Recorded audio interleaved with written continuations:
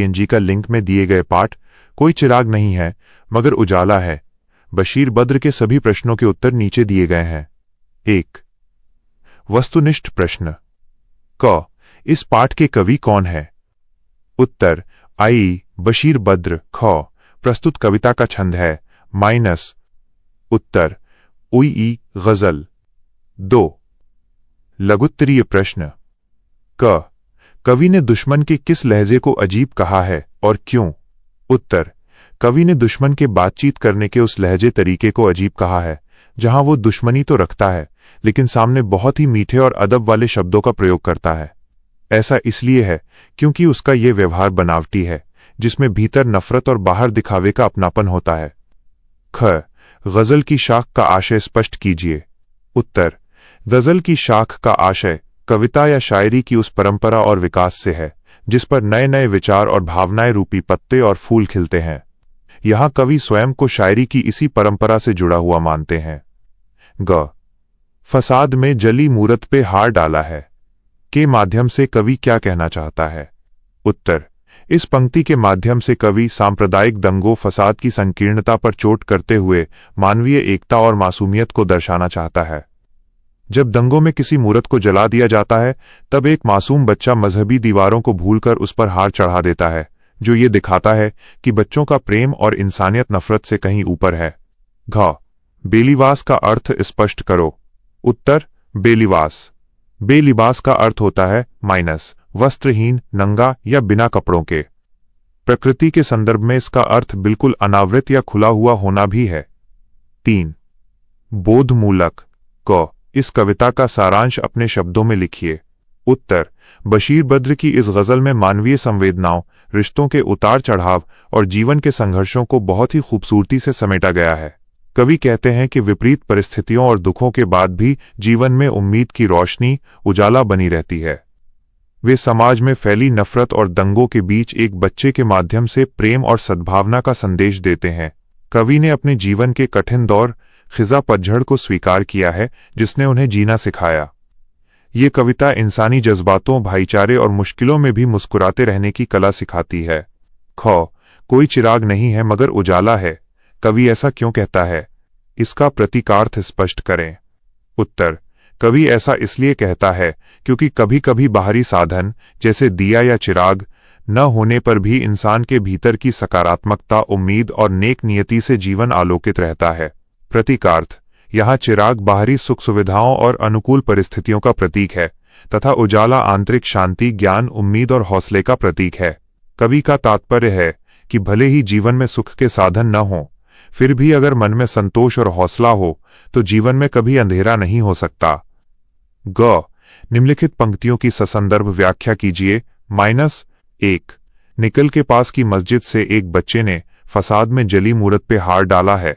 सदर्भ प्रस्तुत पंक्तियां हमारी पाठ्यपुस्तक के बशीर बद्र द्वारा रचित पाठ कोई चिराग नहीं है मगर उजाला है से ली गई हैं। व्याख्या इन पंक्तियों में कवि ने सांप्रदायिक सौहार्द का एक अत्यंत मर्मस्पर्शी चित्र खींचा है। कवि कहते हैं कि दंगों फसाद की आग में जब किसी की पूज्य मूरत को जला दिया गया तब पास की मस्जिद से एक मासूम बच्चा बाहर आता है। वो बच्चा धर्म और राजनीति के भेदभाव से दूर उस जली हुई मूरत पर श्रद्धा और प्रेम से हार चढ़ा देता है।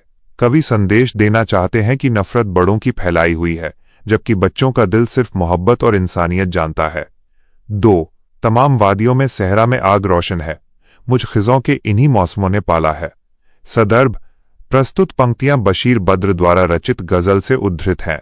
व्याख्या इन पंक्तियों में कवि अपने जीवन के संघर्षों और अनुभवों को बयां कर रहे हैं।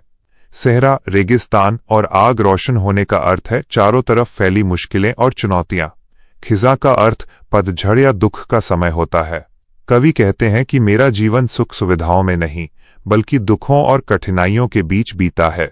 इन्हीं विपरीत और कठिन मौसमों परिस्थितियों ने मुझे तपाकर मजबूत बनाया है और मेरा पालन पोषण किया है। 3. गजब की धूप है एक बेलिवास पत्थर पर, पहाड़ पर तेरी बरसात का दुशाला है।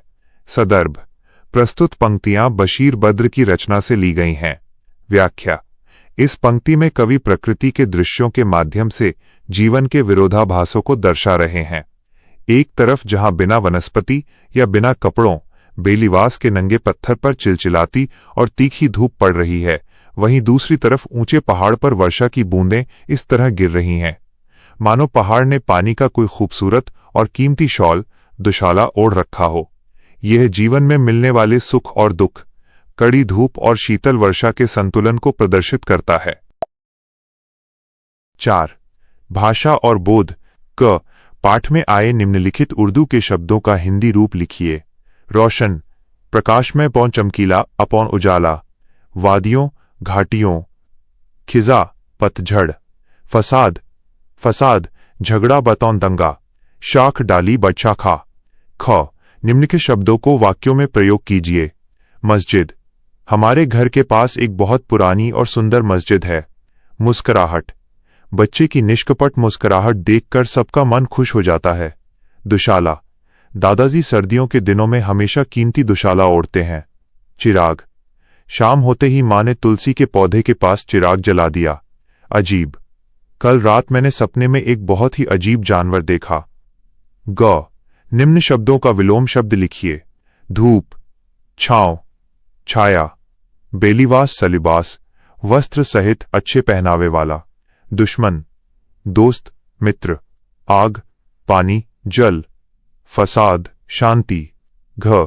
बेलीवास शब्द में बे और दुश्मन में दुश उपसर्ग जुड़ा है। बे और दूह बाय दुश उपसर्ग से 3 शब्द बनाओ।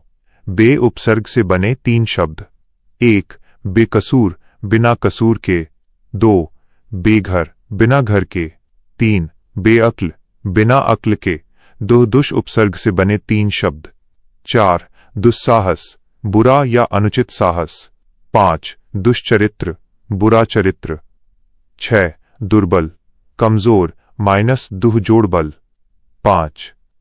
कल्पना और विचार। क. कल्पना कीजिए कि आप एक उर्दू के रचनाकार हो गए हैं। आप अपनी रचनाओं का वर्ण्य विषय और भाषा का प्रयोग कैसा रखोगे? उत्तर: यदि मैं एक उर्दू का रचनाकार होता तो मेरी रचनाओं का मुख्य वर्ण्य विषय वस्तु, मानव प्रेम, आपसी भाईचारा, शांति और समाज की जमीनी हकीकत होता। मैं अपनी शायरी या कविताओं के माध्यम से समाज में फैली नफरत को मिटाने का संदेश देता। जहां तक भाषा के प्रयोग का सवाल है, मैं बहुत कठिन या क्लिष्ट उर्दू के बजाय हिंदुस्तानी भाषा, ऐसी सरल उर्दू हिंदी मिश्रित भाषा जिसे आम लोग आसानी से समझ सकें, का प्रयोग करता, ताकि मेरी बात सीधे लोगों के दिलों तक पहुंच सके। ख. शब्दों की तुकबंदी और उसकी लयात्मकता कविता की आवश्यकता होती है या नहीं? अगर हां तो कैसे, नहीं तो क्यों? उत्तर: हां, शब्दों की तुकबंदी और लयात्मकता कविता की एक महत्वपूर्ण आवश्यकता होती है, विशेषकर पारंपरिक कविताओं और गजलों में। कारण: लयात्मकता और तुकबंदी के कारण ही कविता में एक संगीतात्मक प्रवाह आता है, जिससे वो सुनने और गाने में मधुर लगती है। यह पाठक या श्रोता को अपनी ओर आकर्षित करती है और कविता की पंक्तियों को याद रखना आसान बनाती है। हालांकि आधुनिक युग में मुक्त छंद, बिना तुकबंदी वाली कविताएं भी लिखी जाती हैं, लेकिन कविता को प्रभावशाली और गेय, गाने योग्य बनाने में लय और तुकबंदी का बहुत बड़ा हाथ होता है। ग. आप उर्दू के और किन शायरों को पढ़ना पसंद करते हैं और क्यों? उत्तर: मैं उर्दू के महान शायरों जैसे मिर्जा गालिब, अल्लामा इकबाल और राहत इंदौरी को पढ़ना पसंद करता हूं। क्यों? मिर्जा गालिब को पढ़ना इसलिए पसंद है क्योंकि उनकी शायरी में जीवन के गहरे दर्शन और इंसानी जज्बातों की बहुत सुंदर अभिव्यक्ति मिलती है। राहत इंदौरी को उनकी बेबाकी जोश और आधुनिक सामाजिक राजनीतिक परिस्थितियों पर किए गए सटीक और सरल कटाक्षों के कारण पढ़ना अच्छा लगता है। इन शायरों की भाषा और अंदाज दिल को छू लेने वाला होता है।